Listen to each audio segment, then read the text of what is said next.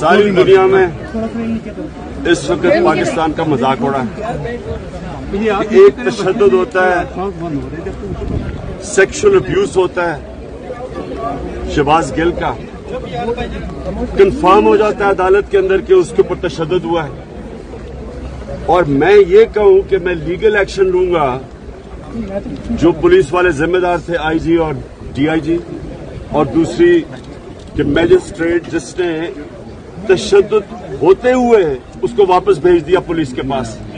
اب اس کے اوپر اگر لیگل ایکشن میں کہہ رہا ہوں لوں گا اور اس کے اوپر میرے اوپر دہشت گردی کا کیس لگ جاتا ہے، آپ خود سوچ رہے ہیں کہ دنیا میں یہ کتنا بڑا مذاق ہو رہا ہے.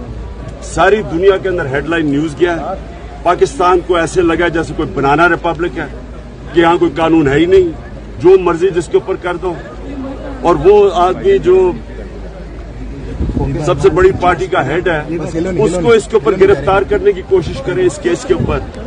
میں صرف یہ چاہتا ہوں کہ جو بھی یہ فیصلے کر رہے ہیں اور کروا رہے ہیں ان کو اپنے ملک کا سوچنا چاہیے. خوف زدہ ہوئے تحریک انصاف کی طاقت سے وہ پھیلتی جا رہی ہے، بائی الیکشن جیتے جا رہے ہیں، جلسے پاکستان کی تاریخ میں کبھی اتنے بڑے نہیں ہوئے. اس خوف سے یہ ٹیکنیکل ناک آؤٹ کرنے کے لیے، اپنی ذات کو بچانے کے لیے یہ ملک کا مذاق اڑ رہا ہے.